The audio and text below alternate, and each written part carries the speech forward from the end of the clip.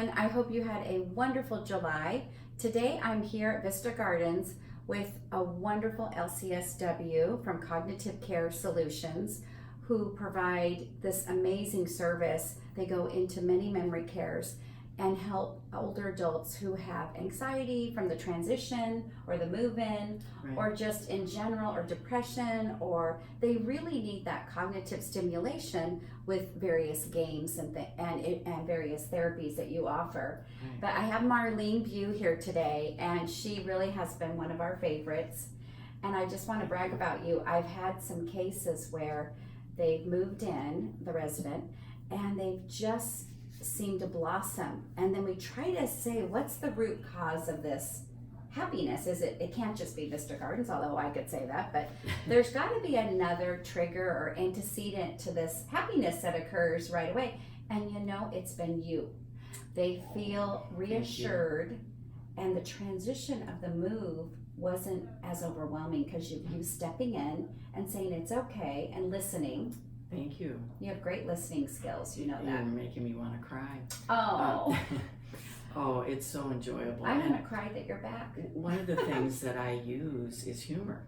Yeah. And that helps. You Oh, know, as for I get sure. to know people, and you know, I can use Don't you humor. find a lot of the off and residents on. still have their humor, Oh, humorous? definitely, yeah.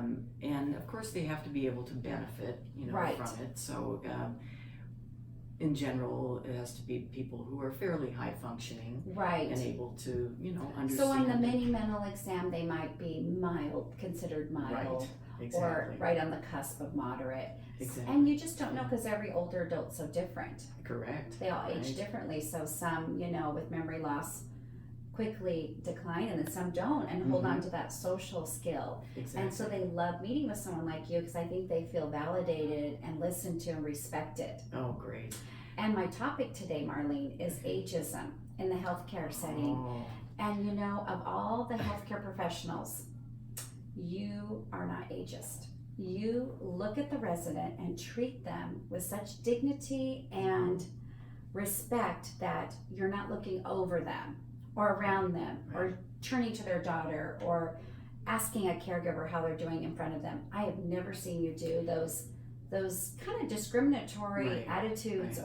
or you know, I hear ageism every day on the radio, on the television, everywhere.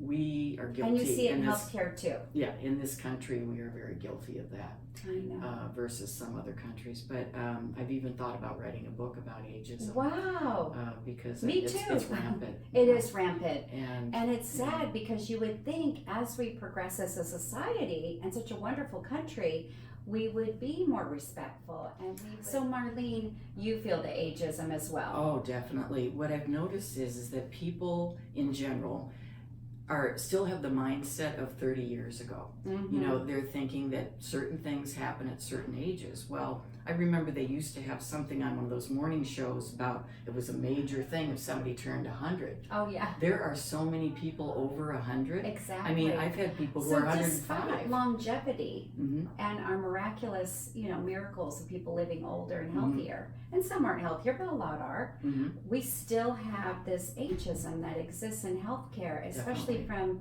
the physician, the social worker, no offense, the gerontologist. All of us Mhm. have to really focus on not discriminating and looking at diversity, equity, and inclusion with older adults. Don't forget that, you know, we are always looking at other marginalized groups, and there are plenty, and they're Mhm. all important. However, we're kind of skipping age discrimination, and it's We sad, are. especially in the healthcare setting. Mhm. And so when you, have you personally had any experiences? Or? I have. Oh, I was that's recently exciting. hospitalized and had laid for so long. This was related to being diabetic. Oh yeah. And I got out of the hospital and I had to use a walker for a little while.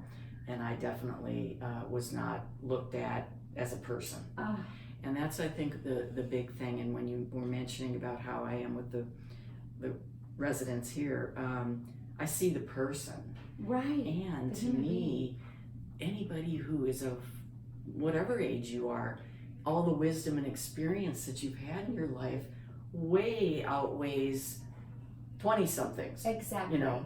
but yet we tend to still be a Do you youth-oriented think society. it's maybe because we've lost the extended family? And in, prior to 1950s, Yeah.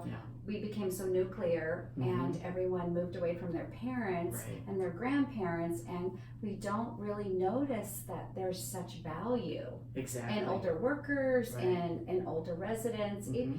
Even with memory loss, there's no reason to look over a patient around Exactly. them or talk to the daughter prior to talking to them. Okay, so you would never let your friend talk poorly about your grandma because you live with her Exactly. and you know that she's wonderful, and so she forgets a little bit, but she's a human being who I love and adore, and Right. we all cope. And how many younger people have issues as well? Mhm. We all cope in families. So that extended family went away. Quite possibly that could be the trigger. And then the cultural, gosh, I don't even know what to call Emphasis it. on Emphasis youth. on youth. It's so big. Mhm. The plastic surgery, it just goes on. And the way, I think even in politics where we think, oh, the graying of America is going to bankrupt us. Well, you know what? Those people have a lot of value and they made our Exactly. country what it is today. Let's be a Exactly. little more understanding and not Right. call it the tsunami, and it just goes on and on. Mhm. But I really appreciate all you do for our residents here, and I Thank wanted to highlight you today because of everyone in healthcare. I shouldn't always be looking at those who are negative and do portray this ageist kind of attitude. Mhm. I need to look at ones like you who I've never seen you treat an older adult in Oh, I a hope negative not. way, or If even if in I a do, way, let me know. even in but- a microaggression way where it's just subtle. Mhm. Those are harsh on them. They're going through enough.